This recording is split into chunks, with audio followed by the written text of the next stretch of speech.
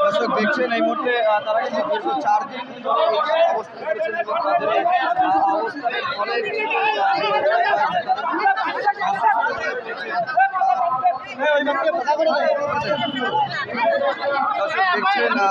আন্দোলনরত শিক্ষকেরা কিন্তু দীর্ঘদিন এই রাজপথে অবস্থান করার কারণে কিন্তু তারা অসুস্থ হয়ে পড়ছেন এবং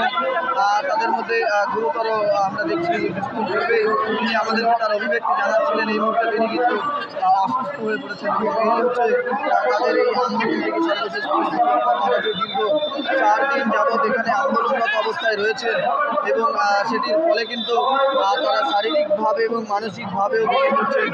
যার ফলশ্রুতিতে কিন্তু আমরা লক্ষ্য করেছি যে তাদের মধ্যে এই যে অসুস্থ হয়ে পড়েছে সেটি কিন্তু এখন উল্লেখযোগ্য হারে লক্ষণীয় হচ্ছে। অর্থাৎ তাদের এই সংকট আসলে সমাধান না হলে তাদের এই আন্দোলন, তাদের এই অবস্থান কর্মসূচি যদি দীর্ঘদিন চলমান থাকে সেক্ষেত্রে আমরা কিন্তু আশঙ্কা করছি তাদের যে স্বাস্থ্য ঝুঁকি সেটি কিন্তু উল্লেখযোগ্য হারে কিন্তু লক্ষণীয় হবে কিন্তু আমরা আশঙ্কা প্রশাসনের